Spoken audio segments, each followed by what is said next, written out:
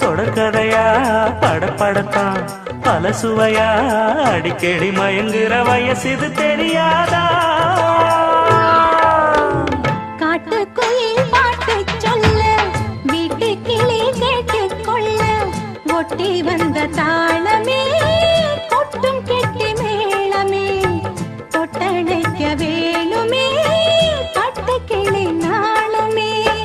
காட்டுக்குயில் பாட்டு சொல்ல வீட்டு கிளி கேட்டுக்கொள்ள ஒட்டி வந்த தாளமே கொட்டும் கெட்டி மேளமே தொட்டணைக்க வேணுமே பட்டு கிளி நாணுமே.